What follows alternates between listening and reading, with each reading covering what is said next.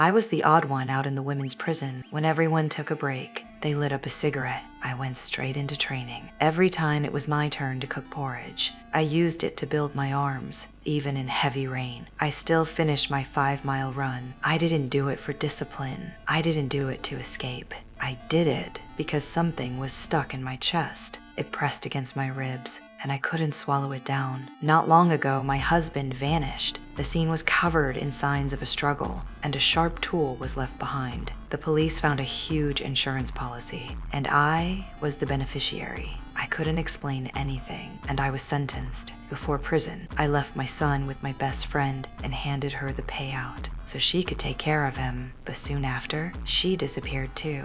I spent everything I had to reach her again. I begged her to let my son pick up the phone, and then I heard it. My son called someone Dad, and the call cut off. No matter how many times I called back, no one answered. Right then, I understood. My husband and my best friend planned everything. They took the money, and they took my son. After learning the truth, I wandered like a ghost until a cellmate who used to be a lawyer told me the law wouldn't charge me twice for the same thing. I was already inside for what they said I did. If I ever walked out alive, even if I handled him in broad daylight, no one would touch me. After that, I trained like I was losing my mind. I took every job in the prison, and 6 years later, I finally got a chance at parole. I went straight to track down my friend. She used to be a teacher. The system could show her new school, but when I opened it, I froze. More than 1,000 people shared her name. I had no choice. I took a risk. I slipped into her old school and tried to pull her address from the files. Just when I found something useful, the police showed up. I stayed calm. 6 years of training finally mattered.